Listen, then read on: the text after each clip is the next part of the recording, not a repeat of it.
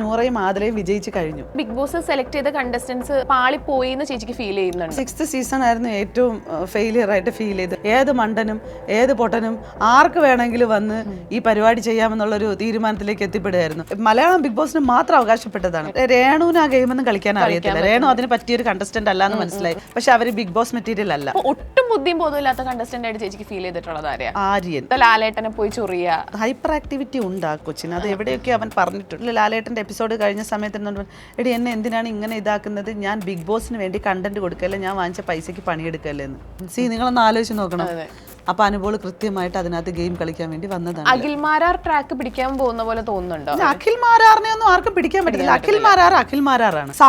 സാബുമോനാണ്. അനുവിന്റെ ഭാഗത്തു നിന്ന് ജിസേലിന്റെ ഭാഗത്തു നിന്ന് സംഭവിച്ചുകൊണ്ട് രണ്ടെണ്ണം തുടരണമെങ്കിൽ രണ്ടാളും പോയി കഴിഞ്ഞാൽ ബിഗ് ബോസ് ഓടൂലല്ലോ. ഞാനൊക്കെ സീസൺ 1 അത് പിടിച്ചിരുന്ന കഷ്ടപ്പാട് എനിക്ക് മാത്രമേ അറിയൂ. ഏറ്റവും വലിയൊരു തെറി വിളിക്കുന്ന ഒരാളെന്ന് വിശ്വസിക്കുന്ന ആളാണ് ഞാൻ. ഭയങ്കരമായിട്ട് തെറി ഉപയോഗിക്കുന്നുണ്ട്, നന്നായിട്ട് അബ്യൂസ് ചെയ്യുന്നുണ്ട്, വീട്ടുകാരെ പറയുന്നുണ്ട്, ഡേർട്ടിങ് ഗെയിം നന്നായിട്ട് ഓടിക്കൊണ്ടുണ്ട്. ഇപ്പോൾ ഈ ഓഡിയൻസ് ഉണ്ടാക്കിയിരുന്ന വീഡിയോസുകളുണ്ട്. അതാണ് എൻ്റെ പൊന്നു. അക്ബറിന്റെ ഒക്കെ ഡേർട്ടി ഗെയിമിനും അക്ബറിന്റെ ഒക്കെ മാസീവ് സാധനമായിട്ടാണ് എടുത്ത് ഓഡിയൻസ് കൊടുക്കുന്നത്. വെറും 7,990 കിടിലൻ ഓഫറുകൾ ഇടാൻ തുടങ്ങിയപ്പോൾ അത് കിടിലമണിയായിട്ട് 7,990 ഇട്ടിരിക്കുന്നത്. 365 ദിവസം നമുക്ക് ഓഫറുള്ള ഷോപ്പാണ് നിലമ്പൂർ ഫർണിച്ചർ മാർട്ട്, ഷൊർണൂർ, വെട്ടിക്കാട്ടിരി. ഒട്ടും ബുദ്ധിയും ബോധമില്ലാത്ത കണ്ടസ്റ്റന്റ് ആയിട്ട് ചേച്ചിക്ക് ഫീൽ ചെയ്തിട്ടുള്ളത് ആരെയാ? ബുദ്ധിയും ബോധം എന്നുള്ള സാധനം വെച്ച് ചോദിക്കുകയാണെങ്കിൽ അത് ആര്യൻ. ബോധമില്ലാതെ കളിക്കുന്നുണ്ട്, ബോധമില്ലാതെ കളി. പിന്നെ പ്രത്യേകിച്ച് ലാലേട്ടനെ പോയി ചൊറിയ. അതെ. അത് ഈ AHD സിംപ്റ്റംസ് എന്തൊക്കെ ഉള്ളത്, ഹൈപ്പർ ആക്ടിവിറ്റി ഉണ്ട് ആ കൊച്ചിന്. അത് എവിടെയൊക്കെ അവൻ പറഞ്ഞിട്ടുണ്ട്. എനിക്ക് ഫോക്കസ് ചെയ്യുമ്പോഴത്തേക്ക് അതിന് ആ രീതിയിലാണ് അത് കാണാനും പറ്റുന്നത്. സോ അങ്ങനെ ബുദ്ധിയും ബോധവും ഇല്ലാന്ന് ഞാൻ പറഞ്ഞത് അത് തന്നെയാണ്. ബോധമില്ലാതെ തന്നെയാണ്. കാരണം അവർക്ക് ഇത്രയും പേര് നിശ്ചയിച്ച് കൊടുത്ത ഒരു ഗെയിം അവർ കൊണ്ടുവന്ന് ഫ്ലോപ്പ് ആക്കിയിട്ട് വന്നു. അവൻ ആ തല മുട്ടടിച്ചിരുന്നെങ്കിൽ അവൻ ഇന്ന് ഹീറോ ആയിരുന്നു. 100% അവൻ ഹീറോ ആയിരുന്നു. പക്ഷെ അവൻ അത് ചെയ്തില്ല. അതിന് വേണ്ടിയിട്ട് ഭയങ്കര ഇതായിട്ട് റെസ്പോൺസിബിലിറ്റിയിൽ പോയതാണ് ജിസേലും ആര്യനും. അവർ രണ്ടുപേരും അത് ചെയ്തില്ല. പിന്നെ അനീഷിനെ സംബന്ധിച്ചിടത്തോളം അന്ന് കൊടുത്ത ഗെയിം മൗനമായിട്ടിരിക്കണമെന്ന് പറഞ്ഞുകൊണ്ട് പിന്നെ ബിഗ് ബോസിനോട് പോലും മിണ്ടാത്ത രീതിയിൽ. കാരണം അനീഷ് കളിക്കുന്നത് ബിഗ് ബോസിനോട് ഓഡിയൻസിന്റെ അടുത്ത് വീട്ടുകാരെടുത്തോ 3 പേരെടുത്ത് ഒരുമിച്ച് കളിച്ചുകൊണ്ടിരിക്കുകയാണ്. ഇപ്പം ഈ ഒരു സീസൺ എന്ന് പറഞ്ഞാൽ ഇപ്പൊ 2 ഗ്യാങ് ആയിട്ടാണ്. ഒന്ന് GV ടീം, ഒന്ന് AM ടീം. എന്ന് വെച്ചാൽ ജിസേലിനെ സപ്പോർട്ട് ചെയ്യുന്ന കുറച്ച് ആൾക്കാർ, പിന്നെ അനുമോളുടെ ടീമിലുള്ളത് അനുമോള്, ആദില, നൂറ. അപ്പൊ ഇതെന്താണ് ഈ 2 ഗ്യാങ് ആയിട്ട് ഇവരെന്ത്? എന്നെ സംബന്ധിച്ചിടത്തോളം 2 അല്ല 3. യഥാർത്ഥത്തിൽ 3 വന്നത്. ആദില, നൂറ, അനുമോള്, അതുപോലെ നമ്മുടെ അക്ബറും ജിസേലും, പിന്നെ ഉള്ളത് ഒരു ജിസേല്, ആര്യൻ, റെന. ബിന്നിയൊക്കെ ആ ഒരു ഗ്യാങ്ങിലോട്ട് കയറിയില്ലേ? ബിന്നി ഇപ്പൊ കയറിയത്. ജിസേൽ 2 ഗ്യാങ് ആയിട്ട് ഇതിനെ സ്പ്ലിറ്റ് ചെയ്ത് വെച്ചിട്ടുണ്ട്. അപ്പൊ അതിലൊരു മിടുക്ക് അവള് കാണിച്ചിട്ടുണ്ട്. കാരണം അവിടെയുള്ള ആണുങ്ങളെല്ലാത്തിനെയും കയ്യിലെടുത്തിട്ടുണ്ട്. പിന്നെ പാടവള്ളിന്ന് അവര് വിളിക്കണതിലൊന്നും ഒരു തെറ്റും തോന്നണില്ല. കാരണം പിന്നെ വേറൊരു കാര്യം പറഞ്ഞത് അത് ജിസേലിന്റെ മിടുക്കും കൂടിയാണ്. അത് അവർക്ക് മിടുക്കുള്ളതുകൊണ്ടാണല്ലോ ഈ സീസണുകളിലൊന്നും അവർക്ക് ഇങ്ങനെ ആണുങ്ങളെ പുറകില് കൊണ്ടുവരാനായിട്ട് ഒരു സ്ത്രീകൾക്കും കഴിഞ്ഞിട്ടില്ല. സ്വാഭാവികമായിട്ടും അത് ഈ സീസണിൽ കഴിഞ്ഞത് അത് ജിസേലിന്റെ തന്നെ മിടുക്കായിട്ട് എനിക്ക് തോന്നുള്ളൂ. പിന്നെ ഉള്ളത് ബിന്നി ഒറ്റപ്പെട്ട് നിൽക്കുന്നതായിട്ടാണ്, അനീഷ് ഒറ്റപ്പെട്ട് നിൽക്കുന്നതായിട്ടാണ്. പക്ഷെ ബിന്നി നമ്മുടെ അക്ബർ ഗ്യാങ്ങിലുണ്ട്. ബിന്നി ശ്രമിക്കുന്നത് അവർ ഇൻഡിപെൻഡന്റ് ആണെന്ന് കാണിക്കാൻ വേണ്ടി. അതൊരു കളവാണ്. കാരണം ബിന്നിയുടെ ക്രിക്കറ്റ് രീതികളൊക്കെ എന്ന് പറഞ്ഞാൽ ഭയങ്കര വൃത്തികെട്ടൊരു ഗെയിമാണ്. എനിക്ക് ഒരു കണ്ടസ്റ്റന്റ് എന്നുള്ളതിലപ്പുറത്തേക്ക് ബിന്നി അവിടെ ചെയ്യുന്ന ആക്ടിവിറ്റികൾ എനിക്കൊരു എന്താ പറയുക, നമുക്കൊരു ഒരു പോസിറ്റീവോ നെഗറ്റീവോ എനർജി തരുന്നില്ല. പ്രത്യേകിച്ച് അവരെ അങ്ങോട്ട് ഫോക്കസ് ചെയ്യാനും പറ്റുന്നില്ല. പക്ഷെ ബിന്നി എനിക്കൊരു നല്ലൊരു ഗെയിമർ ആയിട്ടാണ് എനിക്ക് ഫീൽ ചെയ്തിട്ടുള്ളത്. ടാസ്കുകളിൽ മികച്ച പ്രകടനങ്ങൾ ബിന്നി മാക്സിമം കാഴ്ചവെക്കുന്നുണ്ട്. ഞാൻ പറഞ്ഞത് ബിന്നിയുടെ സെൻസിനെ പറ്റിയിട്ടാണ്. ബിന്നി ആലോചിച്ച് കളിക്കുന്ന ഗെയിമുകൾ ഭയങ്കരമായിട്ടുള്ള ഈ അത് ട്വിസ്റ്റ് ചെയ്ത് വിടാന്ന് പറയും. അല്ല അധികം പോകുന്നത് ഒരു ഡേർട്ടി ഗെയിം മോഡേൺ ആണ്. അത് നമുക്ക് അങ്ങോട്ട് എനിക്ക് പേഴ്സണലി ഇതെടുക്കാൻ പറ്റുന്നില്ല. എനിക്ക് ഒട്ടും മനസ്സിലാവാത്തൊരു കണ്ടസ്റ്റന്റ് എന്ന് പറഞ്ഞാൽ അത് നെവിനാണ്. നെവിൻ എന്താണ് ഉദ്ദേശിക്കുന്നതെന്ന് എനിക്ക് മനസ്സിലാവുന്നില്ല. ഒരു റിയാസ് സലീം ട്രാക്ക് പിടിക്കുന്നതാണോ, എന്താണ് ഉദ്ദേശിക്കുന്നത് എനിക്ക് മനസ്സിലാവുന്നില്ല. അതെ, ഇവിടെ ഇനി എന്ത് വന്നെന്ന് പറഞ്ഞാലും ഒരു റിയാസ് സലീം പിടിക്കാൻ ആരെക്കൊണ്ടും പറ്റില്ല. അത് നമ്മളിപ്പോ ഞാനും കണ്ടസ്റ്റന്റ് ആയിട്ടിരുന്നതാണ്. എനിക്ക് വേണമെങ്കിൽ എനിക്ക് റിയാസ് സലീം അങ്ങനെ പറയാൻ വേണമെങ്കിൽ, അങ്ങനെയൊന്നും അല്ല. റിയാസ് സലീമിനെ ആർക്കും ഇമിറ്റേറ്റ് ചെയ്യാൻ പറ്റില്ല. റിയാസ് സലീം അങ്ങനെ അല്ല. ദയവ് ചെയ്തിട്ട് ആര് വന്നിട്ട് റിയാസ് സലീമിന് ഒരു ഫെമിനിൻ ഒരു സ്റ്റൈൽ ഉണ്ടെന്ന് വിചാരിച്ചിട്ട് ആ സ്റ്റൈൽ ഇവൻ ചെയ്യുമ്പോൾ ഇവിടെ ഉള്ള ഒരുവിധം കുട്ടികളും അങ്ങനത്തെ സ്റ്റൈലുള്ള കുട്ടികളുണ്ട്, കമ്മ്യൂണിറ്റിക്ക് ഉള്ളിലുണ്ട്, പുറത്തുള്ളവരൊക്കെ ഉണ്ട്, പല സ്റ്റൈലിലുള്ളവർ. അപ്പോൾ ഈ ഒരു ആട്ടം, ഫെമിനിൻ ആട്ടം കാണുമ്പോൾ അപ്പം അത് റിയാസ് സലീമാണെന്ന് വെക്കരുത്. കാരണം റിയാസ് സലീമിൻ്റെ സെൻസോ റിയാസ് സലീം ചെയ്യുന്ന ആക്ടിവിറ്റിയുടെ ഒരു പെർസെൻറ്റേജോ പോലും അല്ല നെവിൻ ചെയ്യുന്നത്. നെവിൻ ചെയ്യുന്നത് എൻ്റർലി ഡിഫറെൻ്റ് ആണ്. നെവിൻ എന്താ ഉദ്ദേശിക്കുന്നത്? നെവിൻ്റെ ഐഡന്റിറ്റി മറച്ചു വെച്ചുകൊണ്ട് നെവിൻ ഒരു ആണ് കളിക്കുകയാണ് അതിൻ്റെ ഉള്ളിൽ. അല്ലെന്നുണ്ടെങ്കിൽ നെവിൻ ഇറങ്ങി പോകുന്ന സമയത്ത് റെപ്രസെൻറ്റേഷനെ പറ്റിയിട്ടൊന്നും സംസാരിച്ച് കമ്മ്യൂണിറ്റി റെപ്രസെൻറ്റേഷനെ പറ്റി സംസാരിക്കുകയോ അല്ലെന്നുണ്ടെങ്കിൽ അവൻ അതിൻ്റെ ഭാഗമല്ല, LGBT ഭാഗമല്ലെന്ന് പറയുകയോ ഒന്നും ചെയ്യത്തൊന്നുമില്ല. പ്രത്യേകിച്ച് നെവിൻ അതിനകത്ത് കമ്മ്യൂണിറ്റിയുടെ ഭാഗമായിട്ടൊന്നും പോയ ആളൊന്നുമല്ല. അയാളുടെ മാത്രം ഒരു വ്യക്തിത്വത്തിൽ അയാളുടെ തന്നെ എഫേർട്ടിൽ അതിന്റെ ഉള്ളിൽ കയറിയത് മാത്രമാണ്. കാരണം നമ്മളിങ്ങനെ കേട്ടിട്ടുണ്ടായിരുന്നു, ഇപ്പൊ ജാൻമണി റെഫർ ചെയ്തിട്ടാണ് നെവിൻ ആണെങ്കിൽ ഈ സീസണിൽ വന്നിട്ടുള്ളത് എന്ന് കേട്ടിട്ടുണ്ടായിരുന്നു. അല്ല ജാൻമണിയും അഭിഷേകും അവരുടെ റീൽസിലൂടെയൊക്കെയാണ് ഞാനും കണ്ടിട്ടുള്ളത്. എനിക്കല്ലാതെ അയാൾ അറിയത്തില്ല. അവർ റെഫർ ചെയ്തിട്ടൊന്നുമല്ല. അയാളുടെ പ്രൊഫൈല് അയാൾ തന്നെ ശ്രമിച്ചതിന്റെ ഭാഗമായിട്ട് എവിടെയോ കിട്ടി. അതിനുശേഷം അയാൾക്ക് ഇന്റർവ്യൂ. ഇപ്പൊ എങ്ങനെ റെഫർ ചെയ്താലും നിനക്ക് ഇന്റർവ്യൂ കഴിഞ്ഞിട്ടുണ്ടോ? കഴിഞ്ഞിട്ടുണ്ട്. സോ ആരെങ്കിലും പുഷ് ചെയ്ത് അത് കിട്ടുമോ? നിങ്ങളുടെ ഒരു പ്രൊഫൈൽ കൊടുത്തിട്ടുണ്ടാവും, അവർക്ക് നിങ്ങളിൽ കോണ്ടന്റ് ഉണ്ടെന്ന് അറിഞ്ഞിട്ടായിരിക്കും നിങ്ങൾക്ക് താല്പര്യം ഉണ്ടോ എന്ന് പറഞ്ഞാൽ ആദ്യം വിളിക്കുന്നത്. അത് കഴിഞ്ഞിട്ട് അവരൊരു സൂം മീറ്റിംഗ് വെക്കും. അത് ആരെങ്കിലും പുഷിലാണോ നടന്നത്? അതെല്ലാം ഹൈഡ് ആയിരിക്കണം എന്നല്ല അവർ പറയുന്നത്.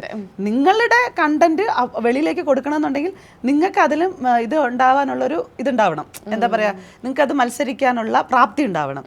അപ്പൊ നെവിനെ സംബന്ധിച്ചിടത്തോളം നെവിന്റെ ഈ ആട്ടങ്ങൾ തന്നെ ശരിക്കും പറഞ്ഞു കഴിഞ്ഞാൽ ഈ പറഞ്ഞ പോലെ പബ്ലിക്കിന്റെ മുന്നിലേക്ക് പോകുമ്പോൾ അവർക്ക് കൂടുതൽ റീച്ച് ഉണ്ടാവും. അപ്പം അയാളുടെ വ്യക്തിത്വം തന്നെ അയാൾക്ക് കിട്ടിയിരിക്കണം. പക്ഷെ അത് റിയാസ് സലീമാണെന്ന് കണക്ട് ചെയ്യരുത് ഒരു കാരണവശാലും. അപ്പൊ ഈ സീസണിലാണെങ്കിൽ ബിഗ് ബോസ് സെലക്ട് ചെയ്ത കണ്ടസ്റ്റൻസ് പാളിപ്പോയി എന്ന് ചേച്ചിക്ക് ഫീൽ ചെയ്യുന്നുണ്ട്? എനിക്ക് ഞാൻ ആദ്യം ബിഗ് ബോസിനകത്ത്, കാരണം ഈ സീസൺ ആണെങ്കിൽ എല്ലാവർക്കും ഇപ്പൊ നമ്മൾ ഈ സീസൺ 7 ഭയങ്കര ഹൈപ്പ് തന്നിട്ടാണ്. ഇപ്പൊ 7ന്റെ പണി വരുന്നു, മറ്റേ സീസൺ പോലെ അല്ല എന്നൊക്കെ പറഞ്ഞിട്ട് ഭയങ്കര ഹൈപ്പ് തന്നിട്ടുള്ള സീസൺ ആയിരുന്നു. പക്ഷെ ആ ഒരു ഇപ്പൊ ഇതുവരെ ഉണ്ടായിരുന്ന ബിഗ് ബോസ് സീസൺ വെച്ച് നോക്കുമ്പോൾ ഭയങ്കര ഒരു ഫെയിലിയർ ആയിട്ടാണ് എനിക്ക് പേഴ്സണലി ഫീൽ ചെയ്തിട്ടുള്ളത്. അപ്പൊ അത് ഈ പറഞ്ഞ എനിക്ക് 6th സീസൺ ആയിരുന്നു ഏറ്റവും ഫെയിലിയർ ആയിട്ട് ഫീൽ ചെയ്തൊരു സംഭവം. 6th സീസണിലെ വിന്നറിനെ നിശ്ചയിക്കുന്ന സമയത്ത് ജനങ്ങൾക്ക് മൊത്തം മനസ്സിലായി ഏത് മണ്ടനും ഏത് പൊട്ടനും ആർക്ക് വേണമെങ്കിലും വന്ന് ഈ പരിപാടി ചെയ്യാമെന്നുള്ളൊരു തീരുമാനത്തിലേക്ക് എത്തിപ്പെടുകയായിരുന്നു. അതുകൊണ്ട് തന്നെയാണ് ബിഗ് ബോസ് കൃത്യമായി പാറ്റേൺ മാറ്റുകയും ചേഞ്ച് ആക്കുകയും ഒരു സീസണുകളിലും ഇല്ല കേട്ടോ ഇത്രയും വീക്ക് ഈ കോസ്റ്റ്യൂമും കോസ്മെറ്റിക്കും കൊടുക്കാതെ ഇങ്ങനെ കണ്ടസ്റ്റൻസിനെ ഇട്ടിട്ട് ക്രൂശിച്ചത്. എനിക്ക് തോന്നുന്നു അത് മലയാളം ബിഗ് ബോസിന് മാത്രം അവകാശപ്പെട്ടതാണ്. ഇടയ്ക്ക് ഒരു ദിവസം 2 ദിവസമൊക്കെ നമ്മുടെ ടാസ്കിന്റെ ഭാഗമായിട്ടൊക്കെയാണ് ഇത്തരത്തിലുള്ള ഇത് കൊടുക്കുന്നത്, പണിഷ്മെന്റ്സ് കൊടുക്കുന്നത്. ബട്ട് ഇത് ഓൾ വീടുകൾ നമുക്കിവിടെ നമുക്കിവിടെ നാറ്റം അടിച്ചില്ലായിരുന്നു അത് കണ്ടപ്പോ. 3 ദിവസമൊക്കെ സെയിം ഡ്രസ്. അതുമല്ല ഇപ്പം സീസണിൽ നിന്ന് പുറത്തിറങ്ങിയ കുറച്ച് ആൾക്കാരുണ്ടല്ലോ, ഇപ്പം മുൻഷി രഞ്ജിത്ത്, പിന്നെ RJ ബിൻസി, കലാഭവൻ സരിക, ശാരിക ചേച്ചി. ഇപ്പൊ ഇവരോടൊക്കെ സംസാരിച്ചപ്പോൾ പറഞ്ഞത് എന്താന്ന് വെച്ചാല്, കാരണം ഇവരൊക്കെ 100 ദിവസത്തേക്കുള്ള ഡ്രസ്സായിട്ടാണ് പോയിട്ടുള്ളത്. അപ്പൊ എങ്ങനെ പോയാലും ഒരു ദിവസം ഒരു ഡ്രസ്സിന് എങ്ങനെ പോയാലും ഒരു 500 to 1000 രൂപയ്ക്കകത്ത് വരും കൂട്ടും. അപ്പൊ അങ്ങനെയാണെങ്കിൽ ഒരു 100 ദിവസത്തെ ഡ്രസ് എന്ന് പറയുമ്പോൾ എങ്ങനെ പോയാലും ഒരു 1 lakhന് മേലെ ഇവർക്ക് ചെലവായി. അപ്പൊ പക്ഷെ ഇവര് ഒരാഴ്ച കൂടാതെ വീക്കെൻഡ് ഡ്രസ് അഡീഷണൽ ആണ്. പിന്നെ നമ്മുടെ ഈ 1000-നൊന്നും കിട്ടത്തില്ല. അതുപോലെ ആക്സസറീസ്, പെണ്ണുങ്ങളുടെ കാര്യം പിന്നെ നമുക്ക് പറയണല്ലോ, ആക്സസറീസ് അതിനൊക്കെ ഓരോ സാധനങ്ങൾ പോകുമ്പോൾ എങ്ങനെ പോയാലും അവരുടെ കയ്യിൽ നിന്ന് ഒരു 2 ലക്ഷത്തിന് മേലെ. അല്ല എനിക്കറിയാം, നൂറയുടെ ആദിലയുടെയും ബാഗ് പാക്ക് ചെയ്തത് ഞാൻ ഞാൻ എത്ര ഡ്രസ്സ് അവിടെ കൊടുത്തു വിട്ടിട്ടുണ്ട്. അവരൊന്ന് ആലോചിച്ച് നോക്കൂ, 2 കണ്ടസ്റ്റൻസാ, ഒരാൾക്ക് തന്നെ 100 ഡ്രസ്സ് വേണം. ഇവർ പറഞ്ഞത് എന്താന്ന് വെച്ച് കഴിഞ്ഞാൽ ബിഗ് ബോസ് ടീം വിളിച്ചിട്ട് പറഞ്ഞു ഫുൾ ഡ്രസ്സും വേണം. നമ്മൾ നിന്ന സമയത്ത് അങ്ങനെ ഇല്ലായിരുന്നു. നമ്മളൊരു പകുതി ഡ്രസ്സ് കൊണ്ടുപോകും, നിൽക്കുന്നതിനനുസരിച്ച് അയച്ചു തരും. പക്ഷെ ഇതെല്ലാം വേണമെന്ന് പറഞ്ഞു. കാരണം അതെല്ലാം അവർക്ക് ചെക്ക് ചെയ്ത് അവർക്ക് പിന്നീട് അതിനുള്ള ഒരു പ്രോസസ്സ് വെക്കാൻ പറ്റത്തില്ല. അവർ ഇപ്പൊ പാറ്റേണേ ഫുൾ ന്യൂ ആയി, പുതിയതായി. അതുകൊണ്ടിട്ടാണ് അവരങ്ങനെ ഇത്. പക്ഷെ ഇത് വെച്ചപ്പോൾ എന്താ സംഭവിച്ചെന്ന് വെച്ചാൽ എല്ലാം ഭയങ്കരമായിട്ട് 4 ആഴ്ച കൊണ്ട് ഫ്രസ്ട്രേറ്റഡ് ആയി, കോൺഫിഡൻസ് നഷ്ടപ്പെട്ടു. അതായത് മേക്കപ്പ് ഇല്ല, ഡ്രസ് ഇല്ല, ഇവരാകെ പാനിക്കായി. ഇപ്പൊ എല്ലാവരും വെളിയിൽ വരാൻ തുടങ്ങി. ഓരോരുത്തരുടെയും ഗെയിം പറഞ്ഞിട്ടില്ല, റിയൽ ക്യാരക്ടേഴ്സ് വരുന്നുണ്ട്. ഇപ്പൊ ഇതുവരെ അവരെല്ലാരും പിടിച്ചു നിന്നു. ഇപ്പൊ എല്ലാത്തിന്റെ കയ്യിൽ നിന്ന് പോയിട്ടുണ്ട്. കാരണം സർവൈവ് ചെയ്യാൻ ബുദ്ധിമുട്ടാകുന്ന സാഹചര്യത്തിൽ മനുഷ്യന്റെ സ്വഭാവം മാറും എന്നുള്ളതും കൂടി ബിഗ് ബോസ് തെളിയിക്കുന്നു. അങ്ങനെ ചേച്ചിക്ക് ഏറ്റവും കൂടുതൽ ഫീൽ ചെയ്തിട്ടുള്ളത് ആരാ? എങ്ങനെ ലൈക്ക് ഇപ്പം യഥാർത്ഥ ക്യാരക്ടർ ഇപ്പൊ പുറത്ത് വന്നു, ഇങ്ങനെ നമ്മൾ വിചാരിച്ച ഒരാൾ, ഇത്രയും നാള് നമ്മൾ കണ്ടോണ്ടിരുന്ന ആളല്ല, അയാളുടെ യഥാർത്ഥ ഒരു മുഖം പുറത്തോട്ട് വന്നു, എക്സ്പോസ് ആയി എന്ന് ചേച്ചിക്ക് ഫീൽ ചെയ്തിട്ടുള്ളത് ആരാ? അല്ല അതെല്ലാവരും ഉണ്ട്. ഇപ്പം ഞാൻ എൻ്റെ പിള്ളേർ തന്നെ അതിലെ നൂറായിക്കോട്ടെ, ഷാനവാസ് ആയിക്കോട്ടെ, പിന്നെ അനുമോളെ പിന്നെ കുറച്ച് ആളായിട്ട് നമ്മളിത് കാണുന്നുണ്ട്. അനുമോളുടെ യഥാർത്ഥ വന്നു, റെനയുടെ ക്യാരക്ടർ ആയിക്കോട്ടെ, പിന്നെ ബിന്നിയുടെ ക്യാരക്ടർ ആയിക്കോട്ടെ, ഒരുവിധം ഈ നെവിൻ്റെ ക്യാരക്ടർ ആയിക്കോട്ടെ, നെവിൻ്റെ റിയൽ ക്യാരക്ടർ ആയിക്കോട്ടെ, ഇവൻ്റെ ആര്യൻ, ജിസേല്, ഇവർക്ക് രണ്ടാൾക്ക് ഇപ്പൊ അനുമോൾക്കും ജിസേലിനും കൂടുതൽ സ്ക്രീൻ സ്പേസ് കൊടുക്കുന്ന പോലെ തോന്നുന്നുണ്ടോ? കാരണം നമ്മളിപ്പോ ഉറപ്പായിട്ടും തോന്നുന്നുണ്ട്. പക്ഷെ അവരാണ് കളിക്കുന്നത്. അവരെ ചുറ്റിപ്പറ്റി അവരുടെ പുറകിലാണ് ഇവർ കളിക്കുന്നത്. ഇപ്പം അക്ബർ ഇടുന്ന ഡയറക്റ്റ് കണ്ടന്റ് എന്താണ്?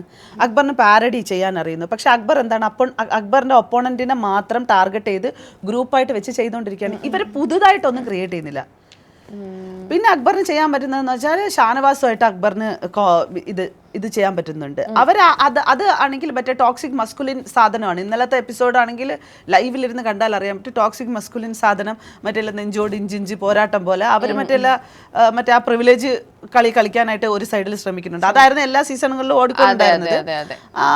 അതിപ്പോ ഇവരുടെ ഇടയിൽ കാണുന്നുണ്ട്. ഈ അക്ബറിന്റെയും ഒരു അഖിൽ മാരാർ ട്രാക്ക് പിടിക്കാൻ പോകുന്ന പോലെ തോന്നുന്നുണ്ടോ? അഖിൽ മാരാറിനെ ഒന്നും ആർക്കും പിടിക്കാൻ പറ്റില്ല. അഖിൽ മാരാറാണ്. സാബുമോനാണ്. റിയാസ് സലിമാണ്. ജാസ്മിൻ ജാഫറാണ്. ജാസ്മിൻ മൂസയാണ്.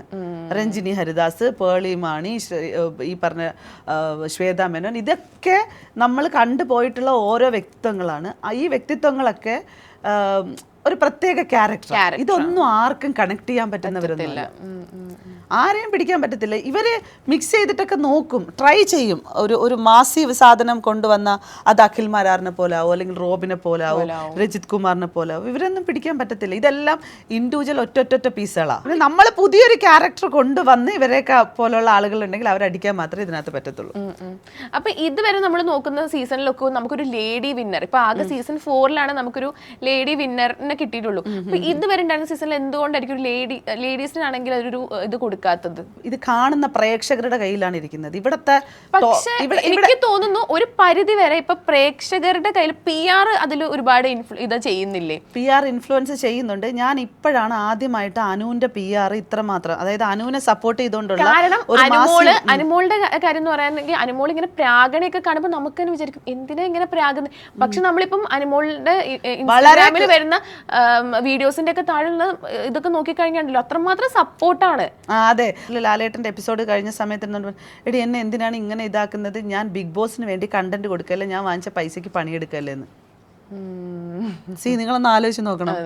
അപ്പൊ അനുമോൾ കൃത്യമായിട്ട് അതിനകത്ത് ഗെയിം കളിക്കാൻ വേണ്ടി വന്നതാണ്. അപ്പൊ അനുമോളുടെ പ്രാക്കും അതിന്റെ ഭാഗമാണ്, എല്ലാം അതിന്റെ ഭാഗമാണ്. ഈ പറഞ്ഞില്ലേ, ഈ ശിക്ഷിക്കുന്നതും രക്ഷിക്കുന്നതും ഒക്കെ വീക്കെൻഡിൽ ലാലേട്ടന്റെ എപ്പിസോഡിലാണ്. ഇതിനകത്ത് വലിയ രീതിയിലുള്ള ബോഡി ഫൈറ്റിംഗ് വരുന്ന സമയത്താണ് അത് ബിഗ് ബോസ് കൺഫെഷൻ റൂമിൽ വിളിച്ചിട്ടോ അല്ലെങ്കിൽ അപ്പോഴോ ടേക്ക് ആക്ഷൻ എടുക്കുന്നത്. അതല്ലാത്ത സമയങ്ങളിലൊക്കെ ഉണ്ടാകുന്നത് മുഴുവനും ഈ പറഞ്ഞതുപോലെ ലാലേട്ടൻ്റെ എപ്പിസോഡിൽ മാത്രമാണ് അത് കാണിക്കുന്നത്. ഇവിടെ ഇപ്രാവശ്യത്തെ സീസണിൽ ഒരു പ്രത്യേകത, നല്ല ചീത്തവിളിയാ. ഞാനൊക്കെ സീസൺ 1 അത് പിടിച്ചിരുന്ന കഷ്ടപ്പാട് എനിക്ക് മാത്രമേ അറിയൂ. ഏറ്റവും വലിയ ഒരു തെറി വിളിക്കുന്ന ഒരാളെന്ന് വിശ്വസിക്കുന്ന ആളാണ് ഞാൻ.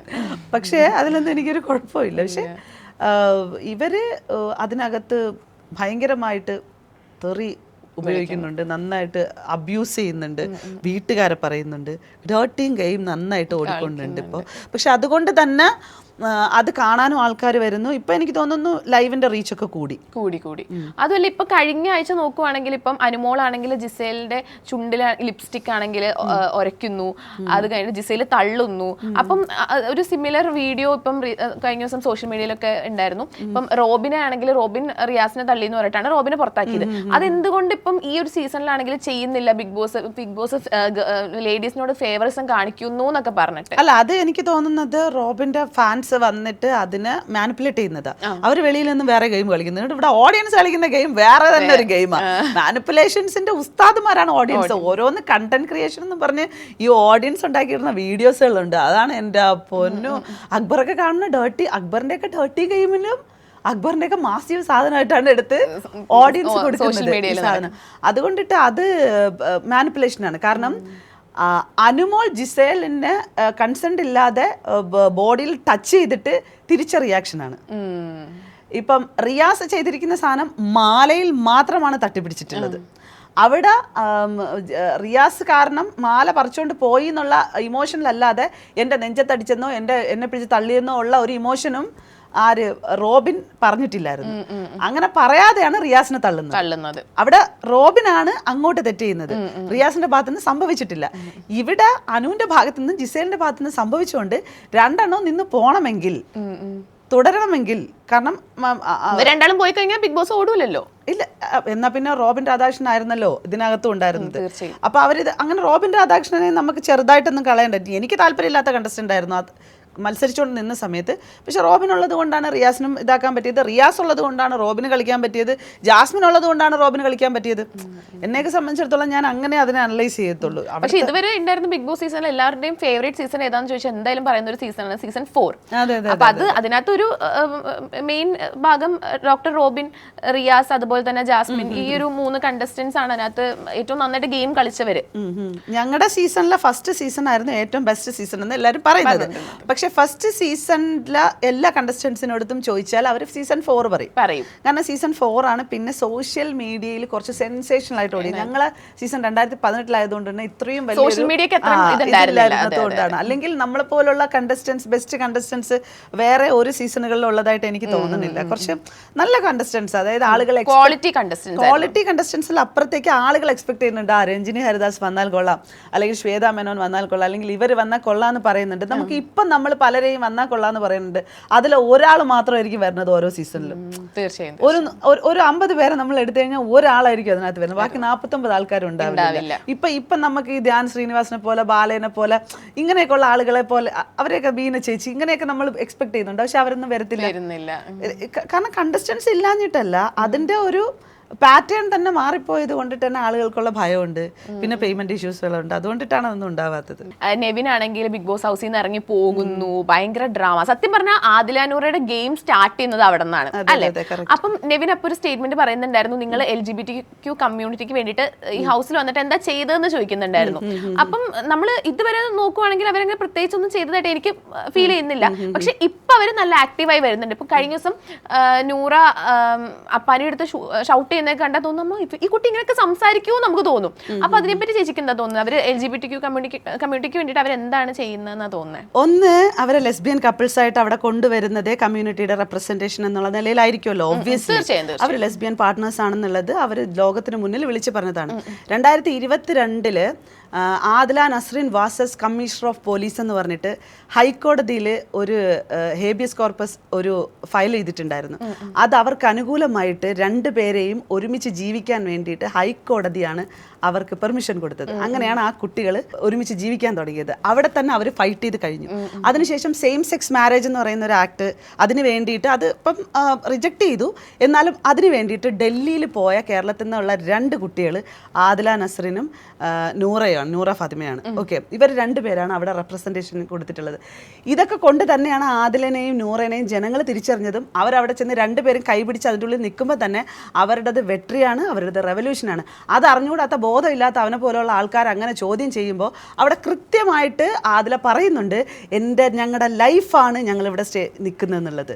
അപ്പം ബുദ്ധിയും ബോധവും ഉള്ള മനുഷ്യർക്ക് മനസ്സിലാവും അവരുടെ റെപ്രസെൻറ്റേഷൻ എന്താണ്. അല്ലാതെ രാവിലെ ഉറക്കത്തിൽ നിന്ന് എണീക്കുമ്പം LGBTIQ എന്ന് 10 പ്രാവശ്യം പറയുന്നത് കൊണ്ടിട്ട് ഒരു ഇതുമില്ല.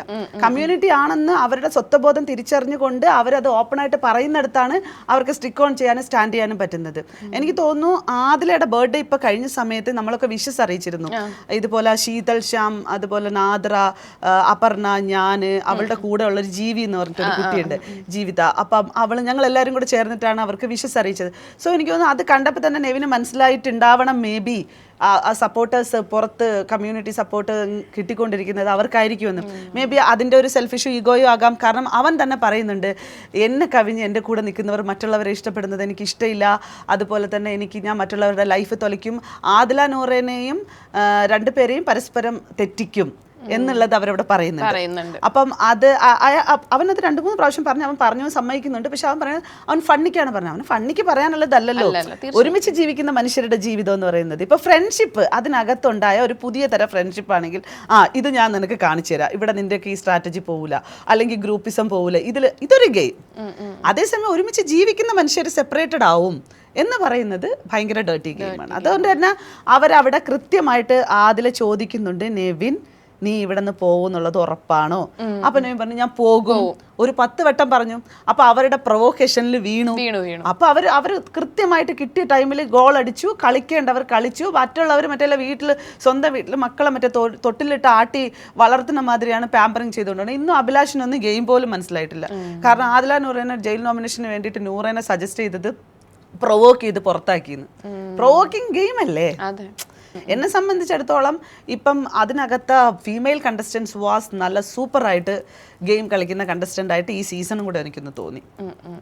ഓക്കെ, അപ്പൊ അതുപോലെ തന്നെ ഇപ്പൊ അവർ രണ്ടാളും 2 കണ്ടസ്റ്റൻസ് ആയിട്ടാണ് കളിക്കുന്നത്. അപ്പൊ അതുകൊണ്ട് അവർക്ക് കുറച്ചും കൂടെ ആക്റ്റീവായിട്ട് കളിക്കാൻ പറ്റും എന്ന് തോന്നുന്നുണ്ടോ? 2 പേരും ഇൻഡിവിജ്വലാണ്. 2 ഇൻഡിവിജ്വൽസ് ആണ്. ഞങ്ങൾക്ക് ആദ്യമേ അറിയുമ്പോഴേ ഇവർ 2 പേരുടെ സ്വഭാവവും 2 തന്നെയാണ്.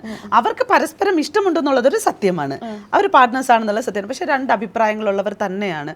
ആദ്യ സമയങ്ങളിൽ ആദിലയുടേതായിരുന്നു പ്രസന്റേഷൻസ് കൂടുതൽ ആദിലയായിരുന്നു ഉണ്ടായിരുന്നത്. ഇപ്പൊ നൂറയുടെ ആക്ടിവിറ്റികൾ ഉണ്ടായിട്ടുണ്ട്. അതെല്ലാവർക്കും കാണാനും പറ്റുന്നുണ്ട്. നൂറ പ്രതികരിക്കണം എന്ന് തോന്നുന്ന ഇടങ്ങളിൽ മാത്രമേ നൂറ വന്ന് സംസാരിക്കാറുള്ളൂ. ആവശ്യമില്ലാതെയൊന്നും നൂറ ഒരിടത്തും സംസാരിക്കില്ല. സംസാരിച്ചാൽ ഇപ്പൊ ഇവരെല്ലാവരും ട്രോളിന മാതിരി നൂറ എന്തുകൊണ്ടാ അധികം സംസാരിക്കില്ല എന്ന് ലാലേട്ട ചോദിക്കുന്നു. നൂറ വാ തുറന്നതും ഒരുത്തൻ ഇറങ്ങി ഓടിയത്. ഇതാണ് ഇപ്പൊ വരുന്ന ട്രോളുകൾ. അത് തന്നെയാണ് അവർ ചെയ്യുന്നുണ്ട്. അവരെ കൊണ്ട് മാക്സിമം ചെയ്യാൻ പറ്റുന്നത് ചെയ്യും. പക്ഷെ നമ്മളെയൊക്കെ സംബന്ധിച്ചിടത്തോളം ഞാൻ ഹോണസ്റ്റ് ആയിട്ട് പറയട്ടെ, നൂറയൊക്കെ വിജയിച്ച്, നൂറയും ആദിലയും വിജയിച്ച് കഴിഞ്ഞു. നമുക്കിനി തുടർന്നാലും ഇല്ലെങ്കിലും അവർക്ക് ഭയങ്കര നെഗറ്റീവിൽ വന്ന ആൾക്കാരാണ്. പക്ഷെ ഈ ഒരു സീസണിൽ കയറിയതോടെ അവരെ ഒരുപാട് സപ്പോർട്ട് ചെയ്യുന്ന ഒരുപാട് ആൾക്കാരുണ്ട്. കാരണം ഇന്ന് എനിക്ക് ഇപ്പൊ പറയുമ്പോഴത്തേക്കും എനിക്ക് പറയാനുള്ളത് ദയവ് ചെയ്ത് ആദിലയുടെയും നൂറയുടെയും ഫാമിലിയോടാണ്. എൻ്റെ അടുത്ത് ഇവർ 2 പേരും സംസാരിച്ചിട്ടാണ് പോയത്. ഇപ്പം പുറത്ത് അവരുടെ കാര്യങ്ങൾ ഞാൻ നോക്കുന്നുണ്ട്. ഞാൻ ആദിലയുടെയും നൂറയുടെയും ഫാമിലിയോട് പറയാണ്, അവർ വലിയ രീതിയിൽ നിങ്ങളെയൊക്കെ സ്നേഹിക്കുന്നുണ്ട്.